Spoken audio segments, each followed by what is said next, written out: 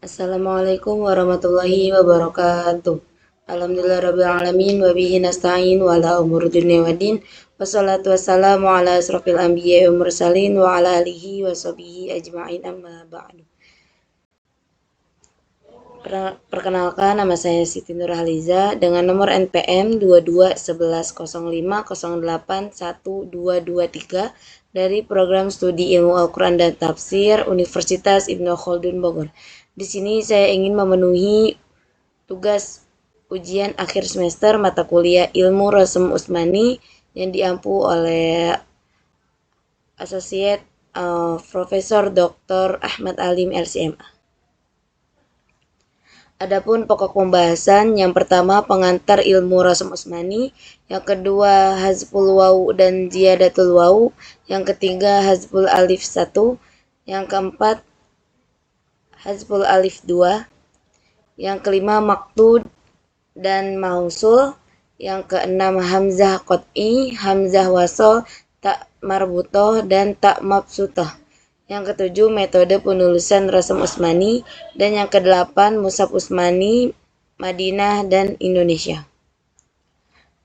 Masuk ke pokok pembahasan yang pertama, yaitu pengantar ilmu Rasm Usmani. Pengertian ilmu Rasm Usmani secara bahasa.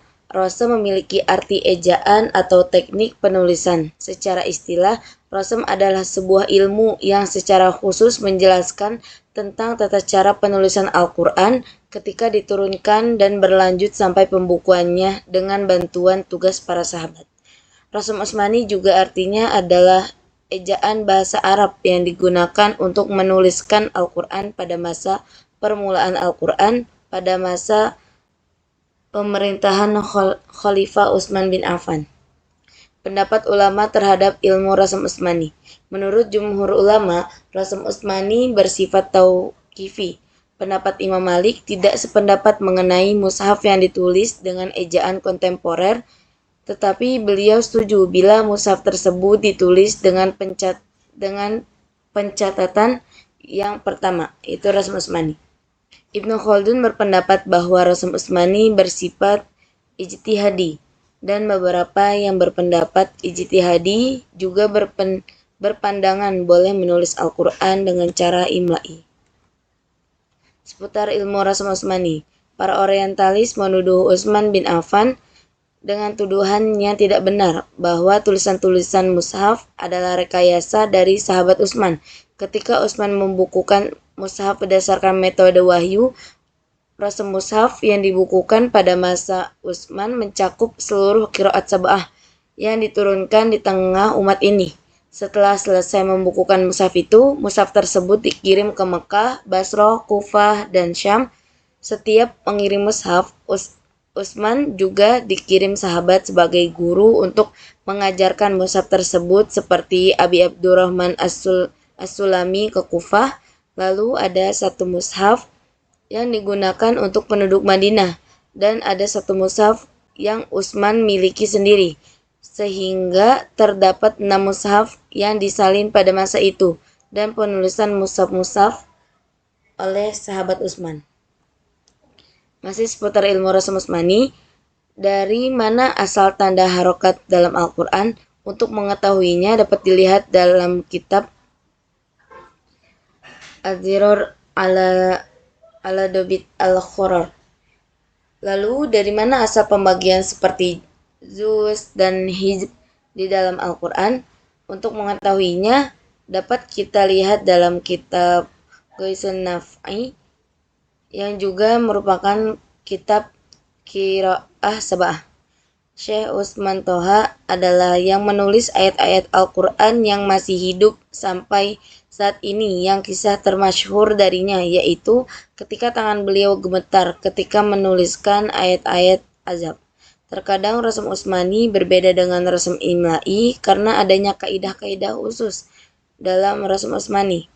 Semua akan menjelaskan bahwa dari segi bacaan dan tulisan mushaf memang betul berasal dari wahyu dan bukan dari ijtihad manusia. Contoh Balaghatul Quran, laisa kamitslihi syai'un. Bila huruf tasbih dihilangkan, maka namanya adalah tasbih balik, yang merupakan puncak dari tasbih, yang artinya dekat kemiripannya dengan sesuatu. Pada penanggalan ayat di atas, ketika huruf tasbih disebutkan bahwa bertingkat artinya menandakan perumahan baik jauh maupun dekat, tidak serupa sedikit pun dengan Allah. Masuk ke pembahasan yang kedua, yaitu hazful wawu dan ziyadatul wawu. Hazful wawu. Yang pertama harfu hadzi dengan huruf waw mutafaq alaih. Mufrad mukarrarah, waw mufrad yang memang asli bawaan dari kata tertentu dalam tasrifnya, seperti da'a yada'u. Sebenarnya dalam ilmu shorof terdapat huruf waw, tetapi di dalam penulisan Rasm Utsmani selama bentuknya tidak jama, maka waw tersebut dihilangkan menjadi yada'u. Hadzi waw mukhtalafih. Waw mukarrarah, dua waw. Yang pertama waw 1 harus berdampingan secara penulisan, seperti da'u al-mau'udah hukum asalnya. Yang kedua, ada waw yang jatuh setelah domah. Jika ada satu syarat yang kurang, maka wawnya tidak dihapus. Ziyadatul waw. Yang pertama ziyadatul waw mutafaq alaih, sebuah kalimah ulaika, meskipun terdapat tambahan waw dalam penulisannya, tapi tetap tidak dibaca. Yang kedua ziyadatul waw mutafaq alaih mutalafih, seperti saurikum, yang rojihnya adalah ada muziyadah. Dengan belajar ilmu Rasm Utsmani ini, kita dapat semakin meyakini bahwa Al-Quran sampai tulisannya pun betul dijaga Allah. Masuk ketiga, yaitu hazful alif 1. Beberapa kaidah hazful alif dihilangkan ketika dihadapkan pada beberapa kondisi tersebut, diantaranya dua contoh lam.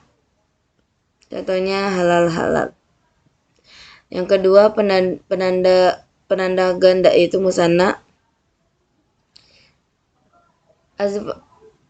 Hazfu alif ini berlaku bila alif musanna berada di tengah, seperti lafaz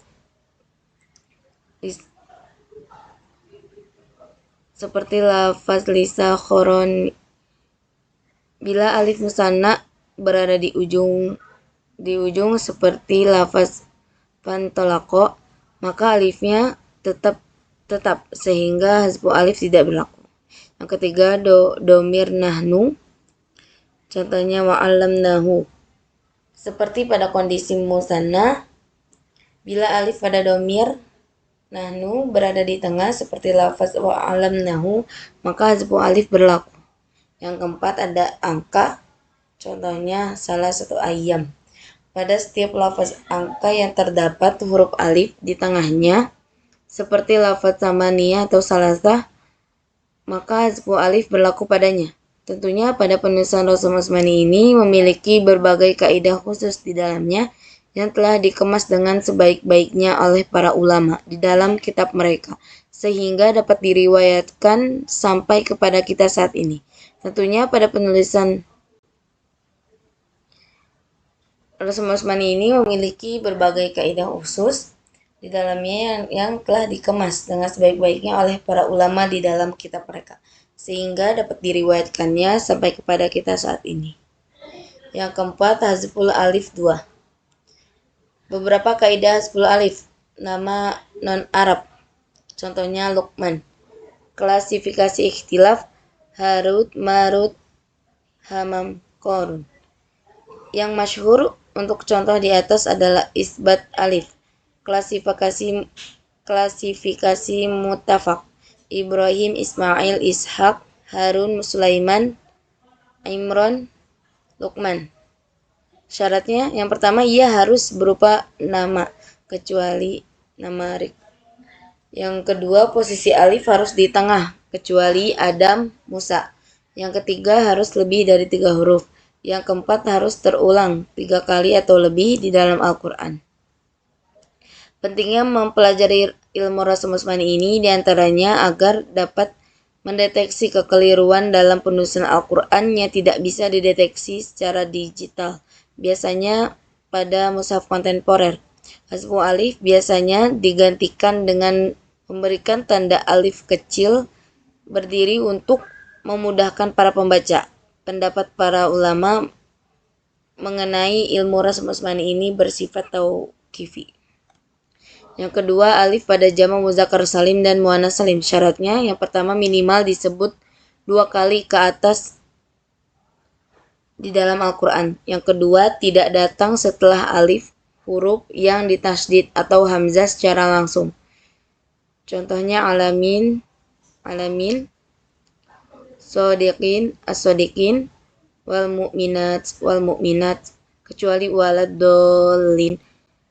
Pada lafaz tersebut terdapat huruf yang ditasydid setelah alif. Maka bila kita temui sebuah kata dalam Al-Quran dalam kondisi seperti itu, maka yang berlaku adalah isbat alif. Yang ketiga, ketika ada 2 alif yang berkumpul atau ganda. Contohnya seperti Adam. Hasbu adalah huruf yang memang harus dihilangkan dalam penulisannya, tetapi ketika dibaca harus tetap dibunyikan. Yang kelima, masuk pembahasan yang kelima yaitu maktu dan mausul. Kaidah maktu dan mausul.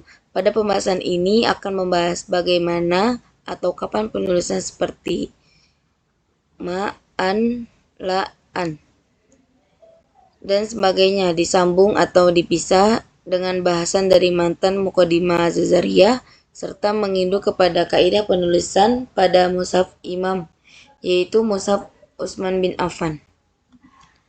Maktu penulisan pisahkanlah penulisan kata ini an la pada 10 tempat di dalam ayat Al-Quran. Contohnya seperti At-Taubah 118, Hud ayat 14, Yasin ayat 60, Hud ayat 26, Al-Hajj ayat 26, Al-Qalam ayat 24, Ad-Dukhan ayat 19, dan Al-A'raf ayat 169, Al-A'raf ayat 105. Maka selain 10 tempat tersebut, penulisan kata anla dimausulkan atau disambungkan. Semua kata amma dengan alif berfathah maka disambungkan penulisannya tanpa menampakkan huruf. Sedangkan untuk anma dengan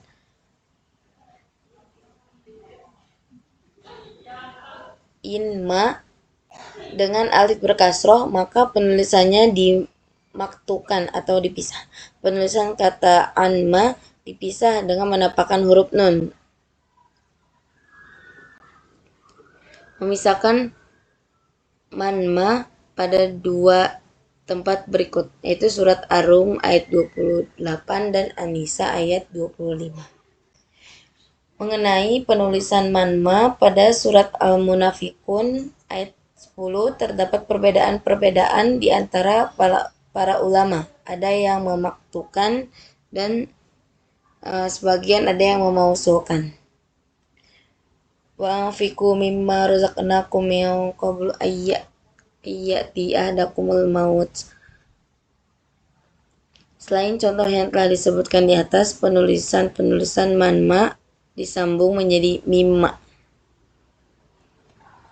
Kata anman penulisannya dimaktukan pada beberapa tempat sebagai berikut. Di tempat yang pertama surat At-Taubah ayat 109, Fussilat ayat 40, An-Nisa ayat 109, dan As-Saffat. Selain keempat tempat tersebut, penulisan anma di dalam Al-Quran disambung menjadi amman. Berikutnya penulisan haitsuman dimaktukan seperti pada Quran surat Al-Baqarah ayat 144. Penulisan anlam penulisannya dipisah dan tidak tersambung seperti dalam Quran surat Al-Balad ayat 7. Adapun penulisan inma adalah dipisah, begitu dengan anma. Contohnya pada surat Al-Hajj ayat 62. Mengenai hal ini, terdapat perbedaan pendapat pada surat An-Nahl dan Al-Anfal, sehingga bagi yang berpendapat dipisah diperbolehkan, begitupun sebaliknya. Berikutnya penulisan kullama ditulis terpisah, tetapi ada juga perbedaan pendapat pada beberapa tempat, yaitu An-Nisa ayat 91, Al-A'raf ayat 38, Al-Muluk ayat 8. Berikutnya penulisan bisama, khusus pada Al-Baqarah ayat ke-93 dan Al-A'raf ayat ke-150. Nazim memerintahkan penulisan bisama ditulis secara terpisah. Masuk ke materi yang keenam, yaitu hamzah qat'i, hamzah wasol, tak tamarbutoh, dan tak mabsutoh. Hamzah qat'i pada 10 tempat ini ditulis dengan hamzah qat'i. Quran surat At-Taubah 118, Hud ayat 14, Yasin ayat 60, Hud 26, Al-Mumtahanah ayat 12, Al-Hajj ayat 26, Al-Qalam, Ad-Dukhan ayat 19, Al-A'raf ayat 169 dan Al-A'raf ayat 100. Pada semua contoh di atas menggunakan hamzah qat'i.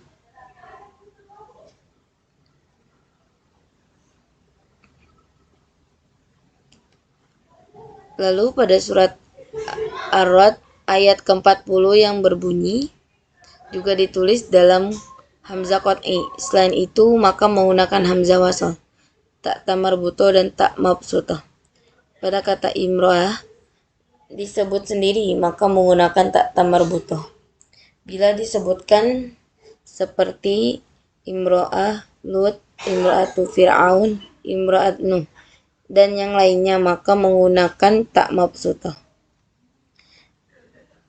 Masuk ke materi yang ketujuh, yaitu metode penulisan Rasm Utsmani. Metode penulisan Mushaf Al-Quran dipelopori oleh Utsman bin Affan berdasarkan wahyu. Rasm mushaf yang dibukukan pada zaman itu mencakup dari semua qiraat sab'ah.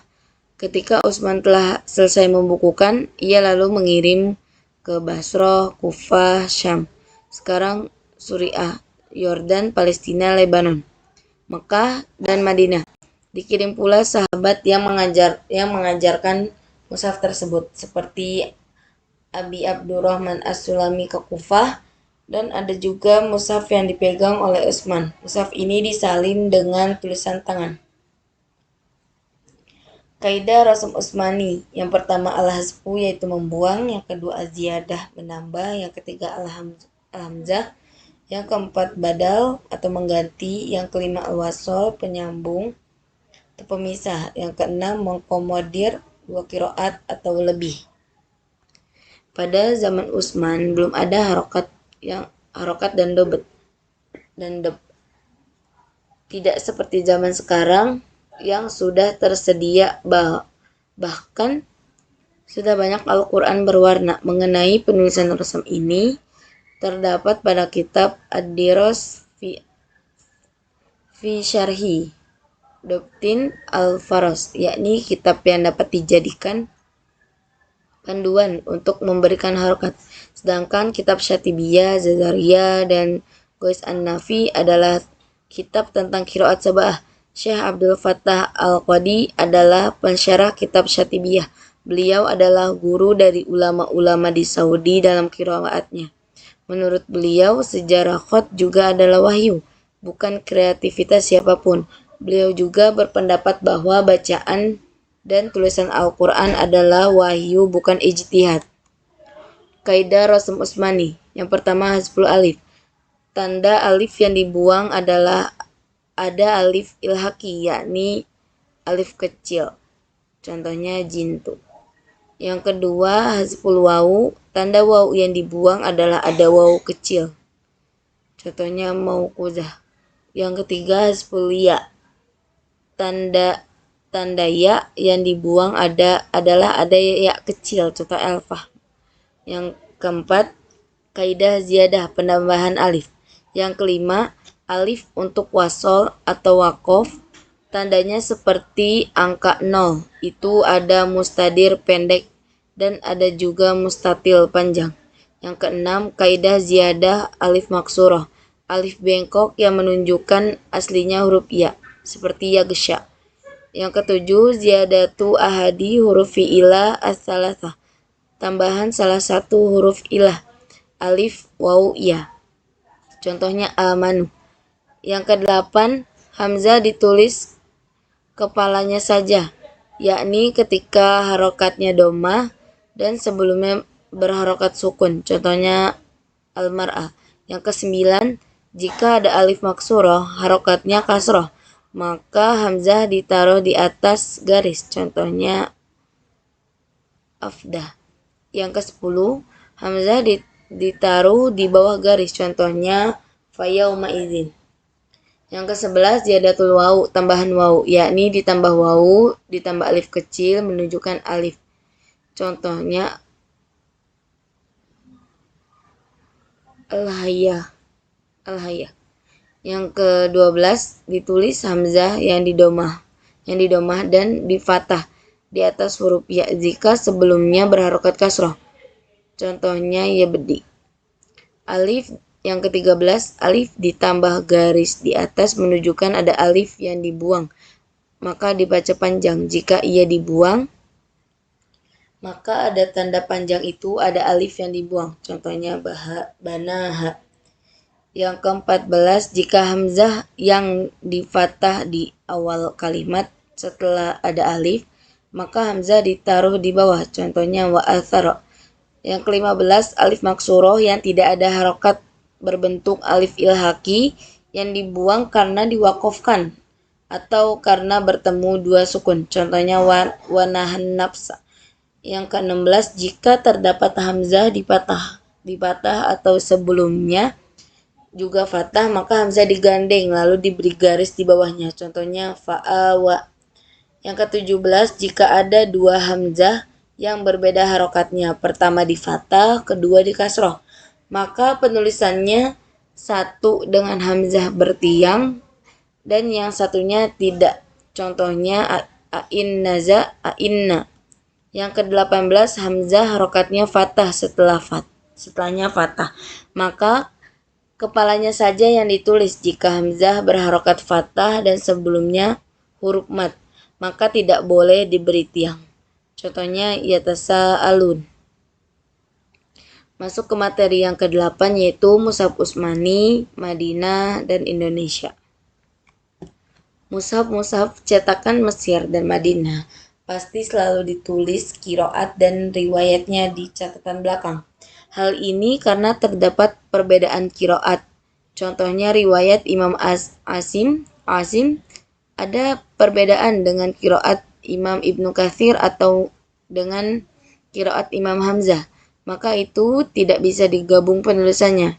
Dalam kaidah rosem yang hazf, ziyadah, badal, dan seterusnya, itu mungkin ada kesamaan atau kemiripan. Tapi jika sudah berbeda qiraah, itu tidak mungkin digabung. Seperti kata wasalah dan wa'auso itu tidak mungkin digabung penulisannya. Oleh karenanya, alternatif kontemporer saat ini penulisan masing-masing riwayat ditulis sesuai dengan mushaf dari riwayat imamnya, seperti qiraat Imam Hafiz dari Asim, qiraat Syu'bah dari Asim. Jika dihitung 7 imam memiliki 2 murid, maka ada 14 mushaf. Ada juga mushaf gabungan, tapi diberi catatan di pinggir qiraat dengan masing-masing perawinya. Kemudian ada juga mushaf versi Indonesia yang disebut MSI, Mushaf Standar Indonesia. Mushaf qiraat Imam Hafiz dari Asim ada standarnya, di Indonesia yang terkadang berbeda dengan mushaf di Madinah. Karena Indonesia punya ijtihad dan dasar sendiri, tidak asal-asalan tapi sudah mengkaji secara komprehensif selama bertahun-tahun disempurnakan. Dengan melibatkan pakar ilmu rosem, baik dalam negeri maupun Timur Tengah. Walaupun terkadang rosem mushaf Indonesia dan Madinah itu ada persamaan dan perbedaan dalam masalah rosem mushaf, ada dua ulama atau guru besar, yakni Imam Ad-Dani dan Imam Ad-Daud, baik dalam mushaf Madinah maupun mushaf Indonesia pasti mengacu pada dua ulama tersebut. Tetapi masing-masing memiliki kecondongan dan inilah yang menyebabkan perbedaan pendapat. Beberapa penulisan rosem dalam MSI. Mushaf Indonesia Maliki, Absorihim, Hasarta Ar-Raqiin, Ad-Dani atau Ad-Daud Maliki, Absorihim, Hasarata Ar-Raqiin. Kaidahnya hasbul alif, isbat alif, hasbul alif, isbat alif. Ya, SMI yang pertama itu pada keduanya. Yang kedua Ad-Dani, tiga Ad-Daud. Dan yang terakhir tidak pakai keduanya.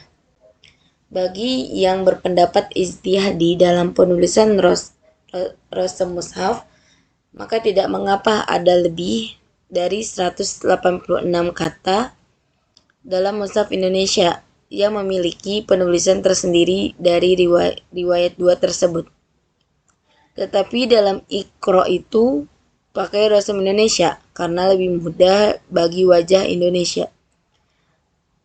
Dalam cetakan Indonesia juga telah ada lajnah atau pentashih, dipantau dan ada panduannya, tidak sembarangan. Ini juga dilakukan oleh ulama-ulama Indonesia yang sudah banyak, juga melibatkan ulama Timur Tengah, termasuk mengundang juga ulama yang mentashih di Mujammad Malik Fahad pada sekitar tahun 74 sampai 83 itu menjadi acuan. Wallahu a'lam bishawab. Syukran. Wallahu muwaffiq ila aqwamit thoriq. Wassalamualaikum warahmatullahi wabarakatuh.